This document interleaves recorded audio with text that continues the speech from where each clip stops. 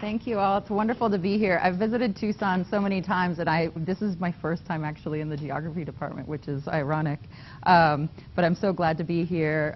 Thank you to the department for inviting me, and to Jeff and Sarah for taking me around and taking care of me, and to all the wonderful people I met this afternoon at lunch and whom I'll see later on.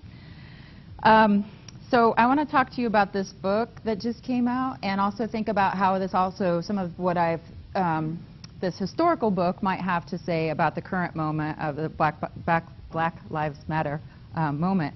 There are a couple copies that they might disappear very quickly, but we can talk about that later. So the background of this project, this came out of, and if you're interested in tweeting, that's fine by me, and that's my handle. So the background of this project came out of my dissertation research. So this is a long time running project.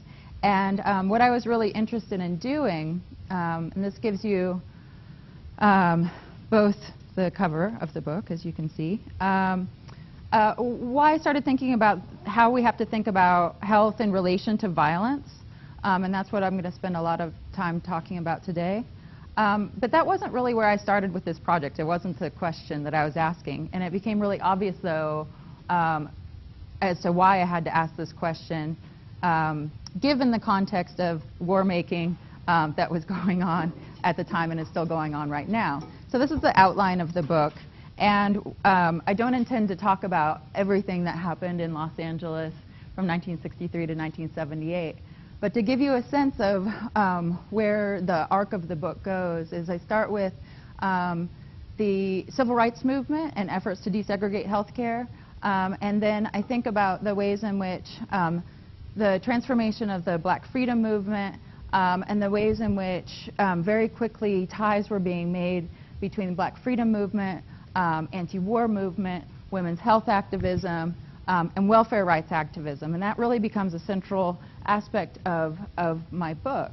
And so that's what I want to spend most of the time talking about today, is the way in which different organizations across class and across different racial groups were trying to think about ending what they were calling the war at home. And then on the sort of like flip side, I devoted maybe, it's like one chapter to counter-revolution that I think we're still living through. So it doesn't take up all of the book, but trying to understand the assaults against all of the efforts that were made to create health as a right is I think, part of what we're living through. And the way in which some of this activism can inform this current moment is part of where I want to end in this talk. So this is what I'm thinking about. So let's go ahead and start. So one of the questions then, so as I mentioned, we talk about the civil rights movement, and here on the left shows some medical doctors picketing the speaker of the American Medical Association, who was gathering in Los Angeles, and the speaker of the AMA, for the AMA's like gathering at this occasion, was head of the John Birch Society. And so the AMA did not have a policy against segregation. It was a segregated institution at this time. And so this was a Black medical society. It was an interracial medical society, but it was predominantly Black because they were excluded from the American Medical Association. So these connections then between anti-communism and civil rights were very evident from the start. So part of those efforts, it wasn't just professionals trying to desegregate healthcare, but they were also very much tying the segregation of healthcare to racial residential segregation. So after the Watts Uprising in 1965, that gave the sort of impetus for actually building a hospital in Watts that lots of Black medical doctors have been trying to build for decades and just did not have the kind of backing that they needed to actually get something built. So what this hospital shows, one of the people who worked for the state who ended up becoming part of creating this hospital, which then was named after Dr. King, he called this area, this outline of the, the planning areas that were established by the state, he called it a gerrymandered sort of situation, right? But then with the uprising, they were able to then get that hospital built. Okay. So one of the things that became really important to me in terms of thinking about the ways in which movements were coming together at this time was certainly opposition to war became one of the fundamental things that brought so many movements together. And sometimes they did so explicitly in terms of health. So this group, Another Mother for Peace, they came out of Beverly Hills, had lots of industry people who were part of creating this movement, right? And so then I began to puzzle about, well, how is it that war, police violence tend not to be considered health issues in the sort of dominant terms in which we think about health, the sort of everyday average ways in which we think about health. So, you know, this raises a war as a fundamental health issue, but it also has a tendency, this particular poster, to flatten power relations.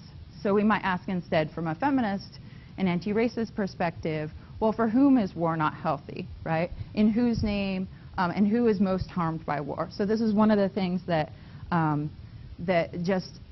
this sort of flat equation doesn't necessarily let us think through the politics of war making and the way in which that is done in the name of some people's health and the destruction of others, right? So this basically says what I just said. All right.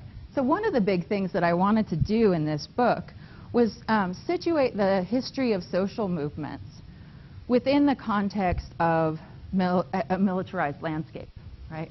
So many of the social movement histories of the 1960s and 70s, it's like the war is over there, the anti-war movement is directed towards stopping this thing that's over there, or their domestic civil rights movement is a domestic movement, or the welfare rights movement is a domestic movement, right? And that it's unrelated to the fact that there's a war going on and that the United States has been a war-making nation and empire for a very long time, right? And so what I wanted to do then was situate war much more directly within this story. It's not simply an external force, but part of the very grounds on which people were trying to make claims about health and make claims about freedom within the city. So no perfect place, it turns out, than Los Angeles, which was the #1 defense contracting area of the country, right? So here's an example of the Avenue of Missiles. And so part of what I do in this book is argue that, building on other people who have made this argument as well, that the investment in the defense industry became part of creating the racial and class segregation within Los Angeles, right? So they exacerbated, this investment exacerbated the kinds of racial and class divides within the city. So those became the material grounds, right, that also then contribute to creating health inequities on racial and class lines within the city. So then in terms of thinking about, that becomes really then important in terms of thinking about the different kinds of demands for what peace might mean. So it's not simply about a budget, it's also about transforming a landscape, a city that has been fundamentally shaped itself through war making, right? So that's where I start out in this book. And some of the activists were more and less aware of this, right? It was really central to some of the early organizing in the peace movement about needing to move away from a sort of from a military economy, and it sort of dropped out later on. And I still don't have a good answer as to why, but it did, right? And so I think that's something that we can think about. So let me take a drink of water. So the historian Michael Geyer, he defines militarization as the contradictory, intense social process in which civil society organizes itself for the production of violence, right? So it's not a one-time event in which a lot of times it gets framed that it's just, you know, malevolent war profiteers that fleece an otherwise peaceful civil society, but rather our capacities for war making are built over time, and they can also be demobilized, turned into something else, right? So preparations for organized violence are built into the ground in the form of military bases, but also in terms of everyday life. And the stakes then, the grounds and the bodily stakes of these struggles are racialized and gendered and sexualized.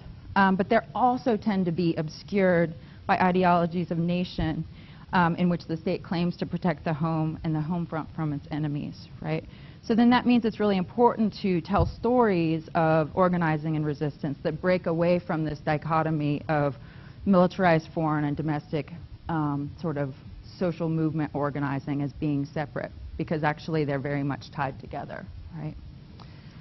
So that then becomes the central part of this book, to my mind at least. So one of the ways in which this happened was that anti-war activists tried to make the toxics of war making visible, saying it's not just that war is harmful to people who are living and experiencing war elsewhere. That is really important, and people were organizing against that, and that was one of the principal reasons why they were organizing. But they also wanted to draw into question that the whole premise that war making would also then make people safe at home. And so it was primarily women peace activists who were doing a lot of this work. So on the right, it's this group called Women Strike for Peace, which went out on strike. 5,000 women went out on strike in 1963 to protest against nuclear war, right?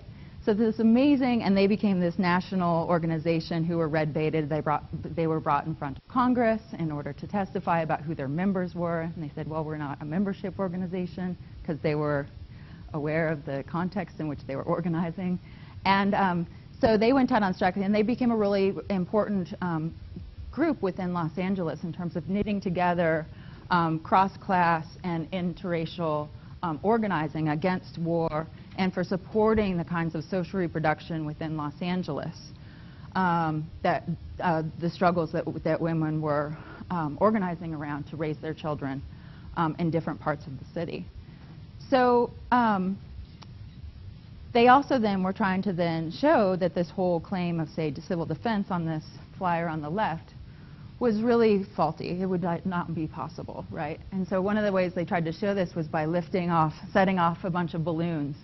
And the balloons then would show the way in which the prevailing wind currents would actually move objects that were otherwise visible, right? So it would demonstrate that there's no way of preventing the spread of, if there were to be a bomb dropped on Los Angeles, or if there were going to be a failure of a nuclear site or something in Los Angeles as well. So they did organizing around that. So that's one of the ways in which they were very much breaking down this distinction between domestic and foreign in terms of how it is that war making is unhealthy or harmful. So one of the then most effective sites of organizing was around linking together then, this really, I think, speaks to the ways in which in 1951, William Patterson and Paul Robeson, they presented the We Charge Genocide a petition to the United Nations. And I'm not sure if folks have read that, but it's a pretty remarkable document. And they wrote, in one section of it, they write, "The lyncher and the atom bomber are related. The first cannot murder unpunished and unrebuked without so encouraging the latter, that the peace of the world and the lives of millions are endangered."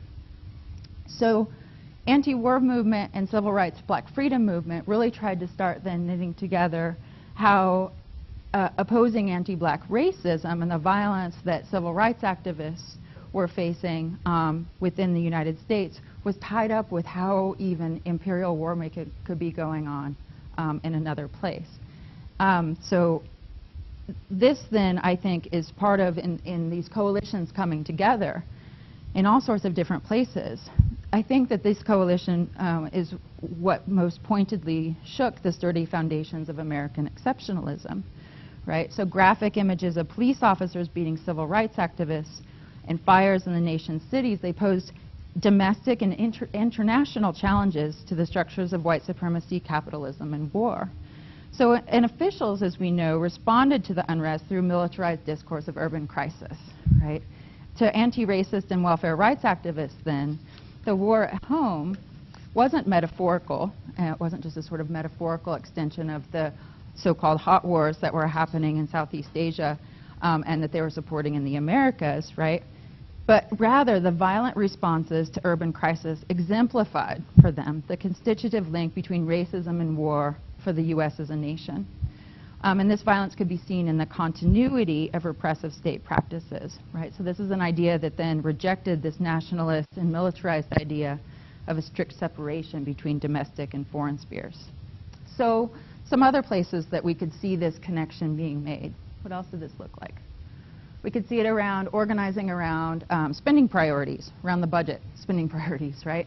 So on the left, this is an image from the mid-60s of women holding a picket saying, you know, fight poverty, not people, no more war, right?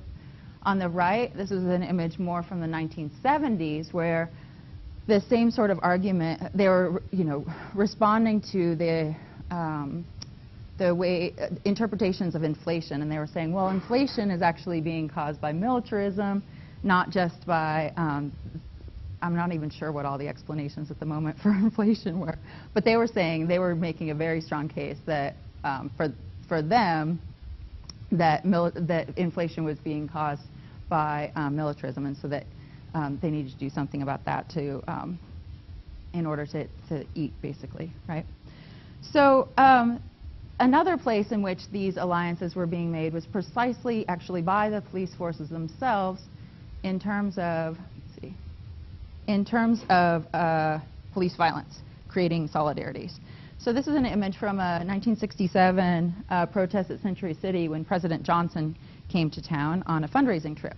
And so at this moment, as we know, opposition to the war was gaining strength. And the LAPD had certainly prepared for protesters, but they didn't really anticipate that 10 to 15,000 people would show up. And they had a permit to parade to where the hotel where the president was actually dining. So this this march had been organized by the Peace Action Council and people and the Student Mobilizing Committee.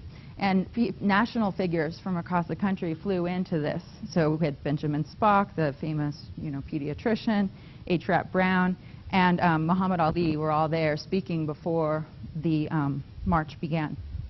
So what happened after this is a little bit unclear, but what is actually clear is that some number of the 1,300 police officers who were on duty started using their nightsticks to disperse people, right? And hundreds of people were left injured, and there ended up being a huge debate within the pages of the LA Times and elsewhere about what had actually happened, about civil liberties and things like this. So the LAPD, when they investigated, they didn't actually explain why they used so much force, but they also didn't rebut this really damning report that the ACLU put out called Days of Protest, Nights of Violence, right? So it's a very, like, you know, flowery sort of title, and the LAPD didn't deny it, right?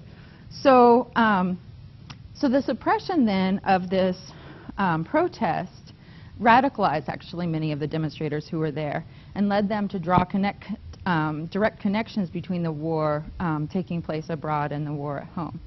So an aide for a state legislator who was interviewed in this ACLU report, she said, quote, "I never thought it could happen to me, a white Anglo-Saxon Protestant female, age 24, dressed in a conservative manner. My bruises and cut leg will heal, but my deep and abiding respect for law enforcement officers has been drastically changed. Now I know what it must be like to be a Negro in Watts. The LAPD taught me that." So we might, you know, question her conclusion that she could fully understand that experience, as we should, but it does give you a sense, right, of the way in which this violence politicized people. So another person who was part of Another Mother for Peace, Barbara Vadon, who I think she was a television writer, she denounced this police suppression of a teach-in at UCLA. And she called it an experience that, quote, gave her a crash course in official violence, and capital O, capital V, official violence, right? So police themselves were creating these solidarities by people then who hadn't actually had direct experience in police violence, experiencing it themselves. So this became then a national way in which people started to organize. So after the famous first Women's Peace March in 1968, the Janet Rankin Brigade, a coalition, and this was an interracial formation, a coalition called the Women's Emergency Coalition started organizing directly around police militarization and the way it was being used in the nation's cities, right? So their aim in 1968 was to, quote, formulate a long-range plan of action and education around issues of violence at home and abroad and racism, right? So they wanted to then campaign that summer on how, quote, America is being robbed by war and racism, and they called on every American to rid himself or herself and to rid society of all racist attitudes and acts, right? They're very much tying these two things together. The other thing they wanted to do, the other demand that they had, in addition to this, was they called for the Kerner Commission's recommendations to be implemented. So the Kerner Commission had to reopen the page of, for folks who, once you hear this, you'll remember exactly which commission this was. So the Kerner Commission was established after a number of the urban uprisings across the country, right? And their investigation concluded, quote, what white Americans have never fully understood, but what the Negro can never forget, is that white society is deeply implicated in the ghetto. White institutions created it, white institutions maintain it, and white society condones it, right? So that was their conclusion.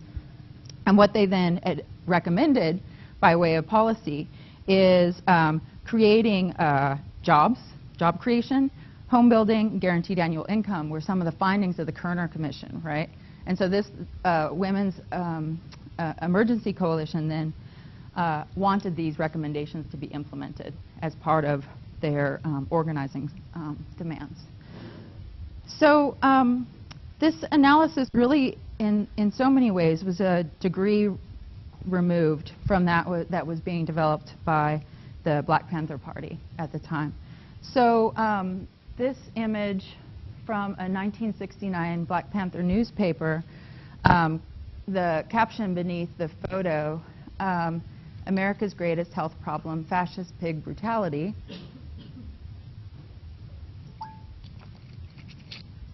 is provocative.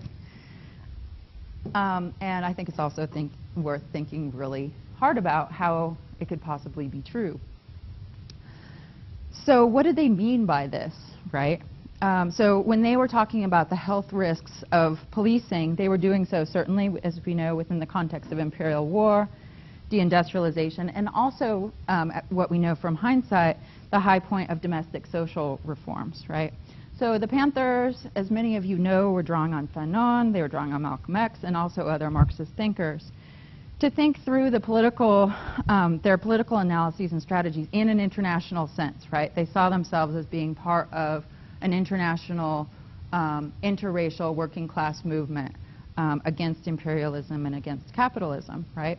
So for them, racism plus capitalism breeds fascism. So that's how they were defining fascism, right? So it wasn't, it's different than some of the other definitions of fascism, right?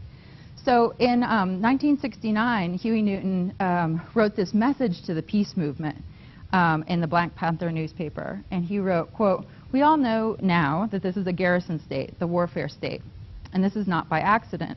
After capitalism reaches a point where it can no longer expand, it looks for other avenues, other deposits, other places to expand the capitalist interest. So for them then, the war in Vietnam, it wasn't so much for raw materials or geopolitical position as previous eras of imperialism would suggest, but for them they saw the defense industry and other sectors of capital within the U.S. as interlocking with ruling classes in developing countries. And here they actually named Greece as within that sector of countries, precisely through anti-communist rule, right?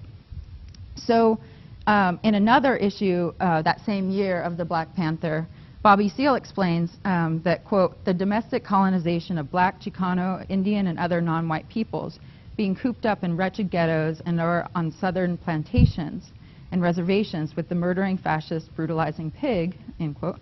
So that was part of the efforts to suppress worker organizing and also protests against war and injustice, right?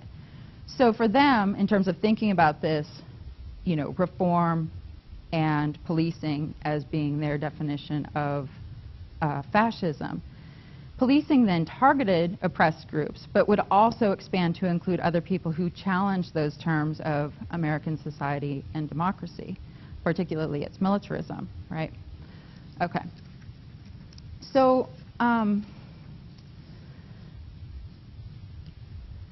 as we know then, that part of that analysis then informed not only the Panthers' use of armed self-defense, right? And it also informed some of their survival programs. So for them, even though there were all of these social programs that were being rolled out, they were never enough, right? They were never sufficient. They still didn't feed enough people. There was still not health care for everybody. There was still not housing being built. There weren't jobs being created. So they still felt that they needed to create their own survival programs. So as we know, they started free breakfast programs for children, legal services. They organized busing to visit people who were in prison, and health clinics, right? So the repression then that was then returned to the Panther organizing, a lot of it actually was very much directed at their health clinics, right?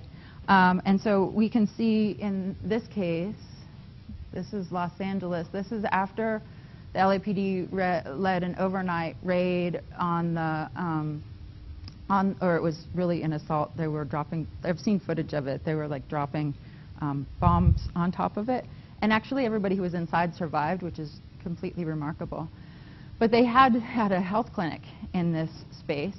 And that then they tried to get started again, and it eventually, well, not even eventually, it didn't last very much longer after this assault happened, right?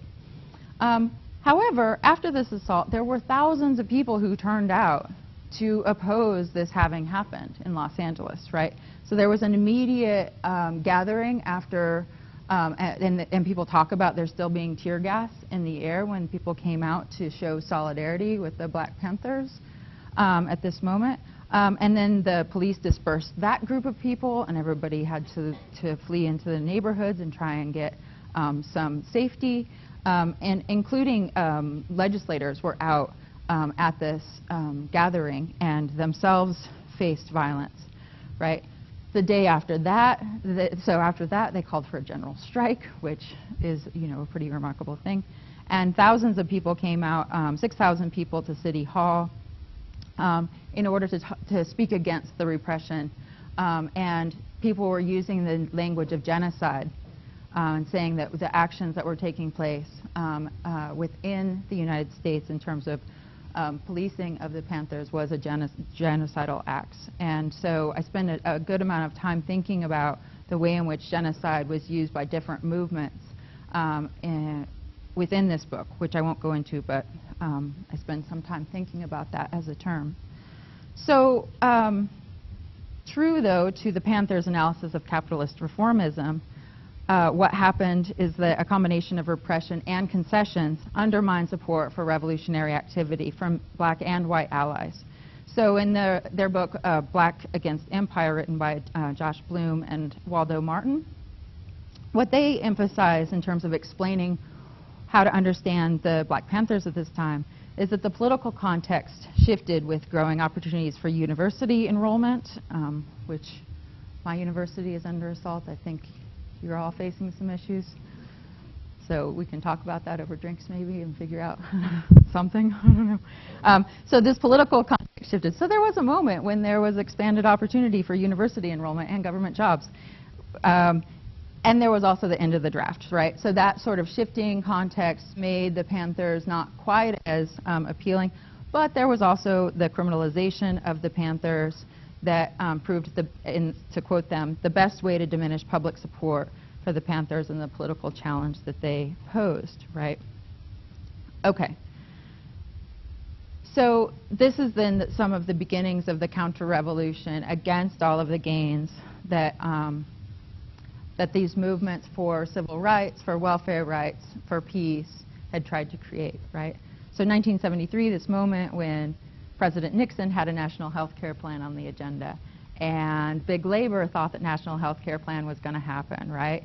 And Fortune magazine was writing about how national health care was a foregone conclusion in terms of like capitalist competition, like it had to happen. It didn't happen, why not, right? So part of then what I argue within this book, but in other pieces, which is more of what I'm moving into now, it's a little bit of, so if you have read the book, this isn't in there, is thinking about the ways in which criminalization has become part of, has been one of the fundamental ways of actually facilitating the cutback of social services, health services, and even the legitimacy of job creation, say, as a government mission. So one of the ways that we could also see this happening, sorry, it's a little, it's blurrier than it looks in smaller graphic. Some of the ways in which the rollbacks of the gains of this time happened was precisely through scapegoating of undocumented people within Los Angeles. So this is a flyer from 1981, but this was happening very explicitly as a tactic by the county supervisors even in the early 1970s. And they started claiming that the fiscal crisis that they were facing in terms of their huge expenditures of health care had to do with undocumented migrants, when it really had to do with the way in which the federal government was funding health expenditures. So every sector of healthcare was going through the roof in terms of cost inflation. It had nothing to do with undocumented people, right? But this was very much used as a wedge, and a lot of organizers were saying, look, this is their attempts to explicitly deny health care to this one group of people is going to make it possible for them to try and shrink and roll in health care for people who are other residents and citizens of the state. And we can see that is actually what ended up happening. So these cutbacks, there were major cutbacks within the healthcare sector, as well as against labor, right, that took place as a result of these cutbacks. So, so as I said at the outset, I think that we're living through a lot of this, right? So most recently, we know that a group of people, they are calling them, some conservatives called them the Suicide Caucus. They weren't calling themselves that, but some group of conservatives were calling folks who were who were responsible for shutting down the federal government last year to protest the implementation of the Affordable Care Act. This is building upon this kind of rhetoric, right, of refusing to extend health care, right, to different groups, different segments of people. So the state where I live is one of the governors who's refused to expand Medicaid. It's very explicitly building on anti-black racism within that state, right? So this continued austerity has been going on using different wedge groups, right? And at the same time, the other thing we know, and Chris Rock reminds us this, that there's continued support for war making. Okay, so yeah, Chris Rock. So what is this? Where does this leave us right now?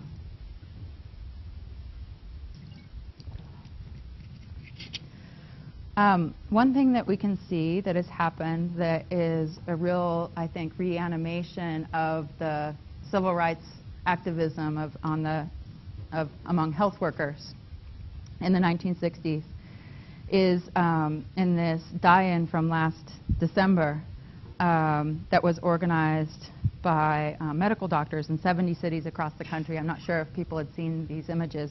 The hashtag, they called themselves White Coats for Black Lives. And in the Physicians for National Health plan, in their statement that they issued there, what they said about this action was, we as medical students feel this is an important time for medical institutions to respond to the violence and race-related trauma that affect our communities and the patients we serve.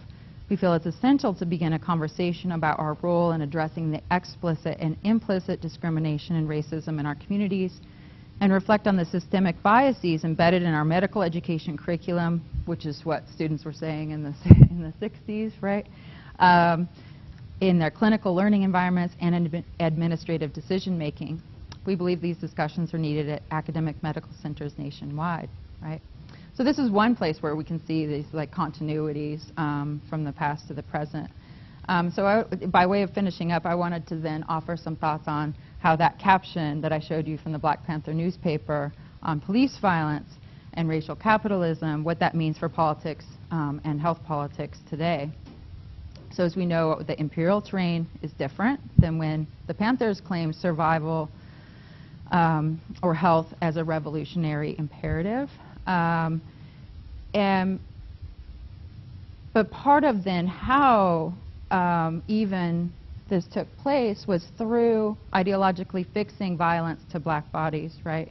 So Law and Order Counter-Revolution, it renewed long-contested notions of black violence through Texas James Q. Wilson. So James Q. Wilson is one of the guys that co-authored Broken Windows Policing. So he wrote this other really influential textbook with this guy named Richard Hornstein. It's called Crime and Human Nature. It became apparently a very influential book in criminal justice scholarship that looked at the biological sources of violence, which are, to my mind, quite questionable, right? And it also, though, the way in which some of the ideological fixing of violence to black bodies also took place through discourses of wilding and predators, right? So meanings of innocence and self-defense collapse when even children can be viewed as towering threats. So we might think, though, of Eric Garner in New York City as a counterpoint to this, right? So we saw a video of him saying over and over again, "I can't breathe," as NYPD officer Daniel Pantaleo held him to the ground in a chokehold. But we can also see that his inability to live up to this same racist construct of superhuman powers actually exemplifies the tenuousness of the right to self-defense, right?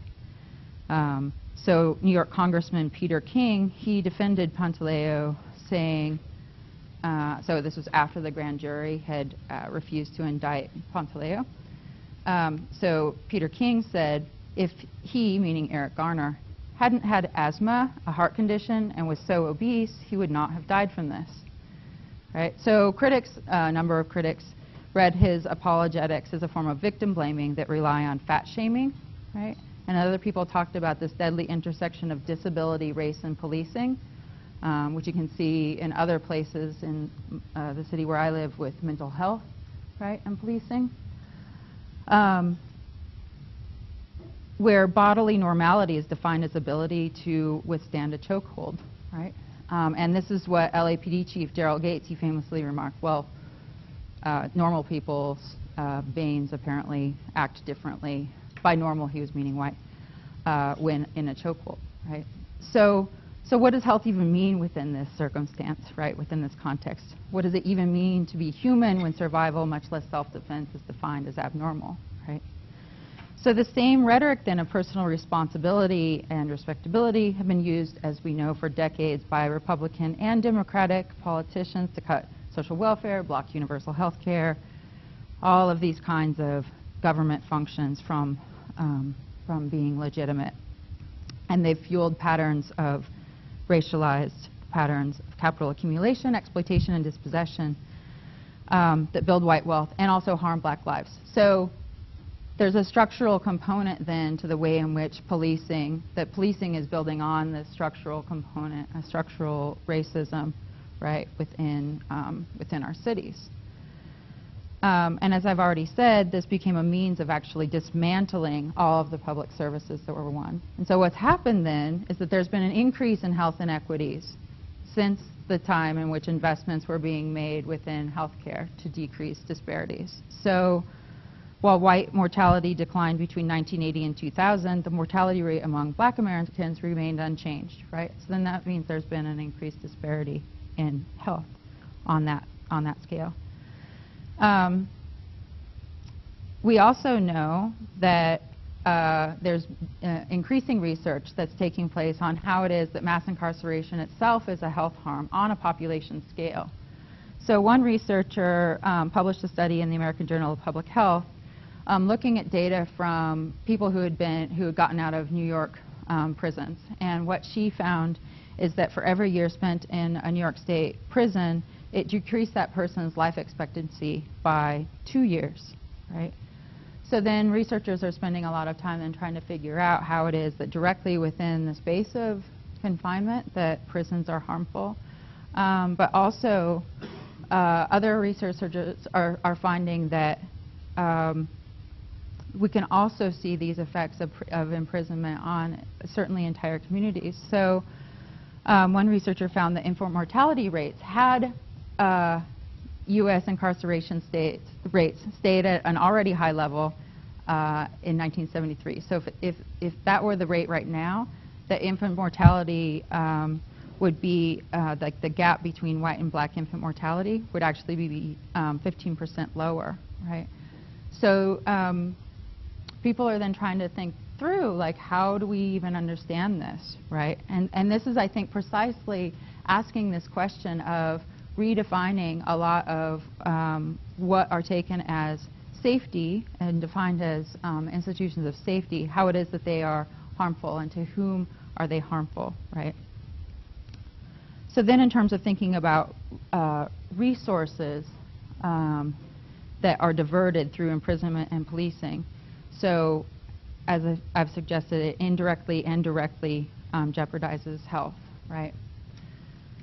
So the New York neighborhoods, if we're going to think closely about Eric Garner, where most people are sent to prisons, are also the neighborhoods that have the highest infant mortality rates, HIV incidence, rates of asthma as well, right? And we know that these are emerging out of social and economic conditions, right? So if we think then closely about Peter King and the way in which he was trying to blame Eric Garner for his own death, we have to think about the way in which criminalization and policing and environmental racism actually work together, right? So the neighborhood where Eric Garner was living in Staten Island is essentially what a lot of people are calling a sacrifice zone in the environmental justice movement, right? So it's a place where a lot of the pollutants from shipping and other kinds of industries were concentrated, right? Targeted policing then adds another layer of scrutiny, threat, and abuse, and petty ticket costs, right, to all of these forms of structural violence that people were already living with. So in this case, we can think about breathing as political from an environmental justice standpoint, but also in terms of policing itself, right?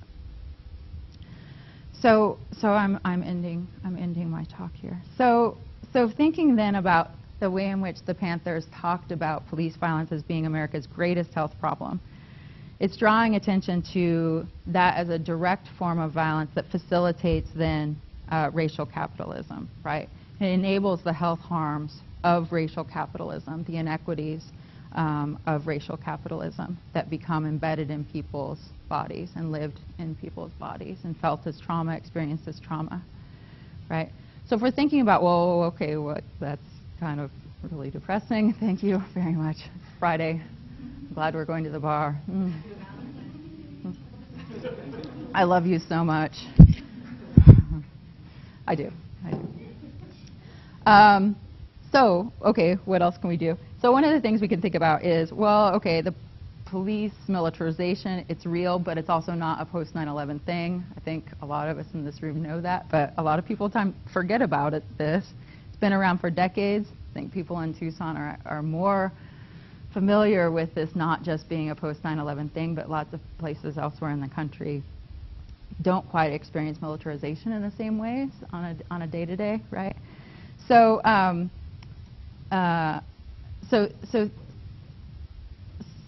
so it's kind of disturbing then when Rudy Giuliani, after the two NYPD officers were killed tragically, his response though was that now the police union, sorry, this is not Giuliani, this is the head of the police union, he warned that the force had become a wartime police department. We will act accordingly, right?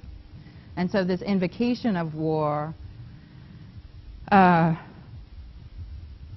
by attributing the death of these officers to the movements that were trying to prevent this violence actually then narrowed the grounds of dissent, right? And it renewed the legitimacy of police violence.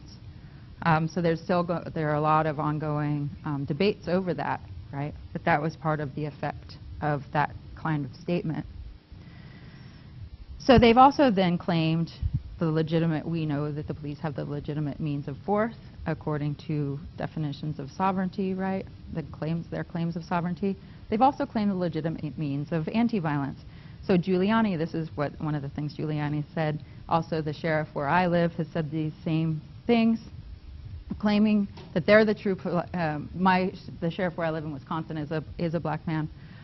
Also, but so they claim that they are the true protectors of black communities.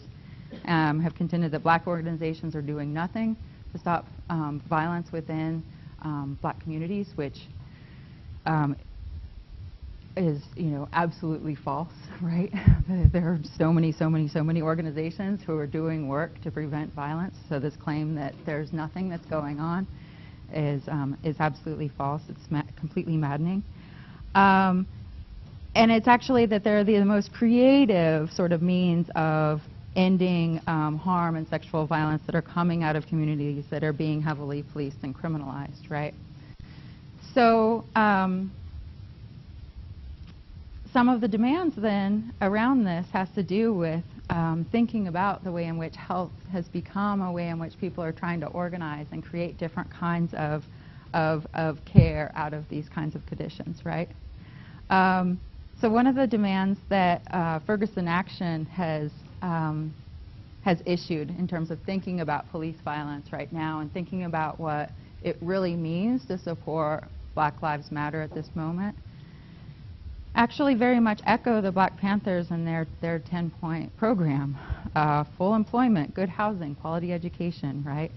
And now they've called for, Ferguson Action calls for the abolition of the prison industrial complex and demilitarization of the police, right?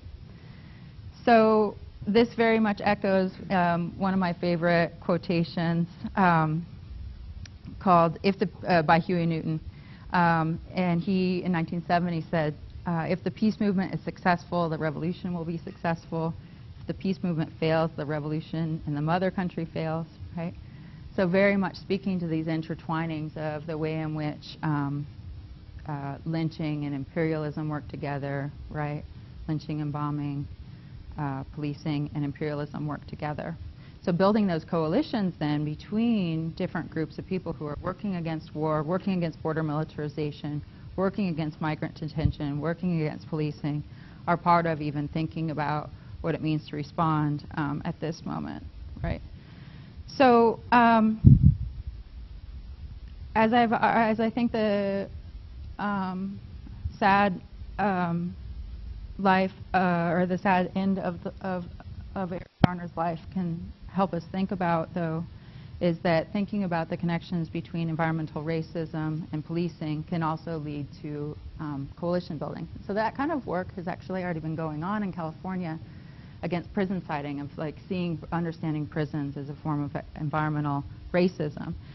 And that has led to that kind of movement building. And I think we can think about that for our cities right now, right? And so some creative then solidarities can be created for community health by groups who are working to challenge criminalization of drugs, sex work, gathering, just being together in different groups of people being criminalized, and status that come in the name of safety and protection.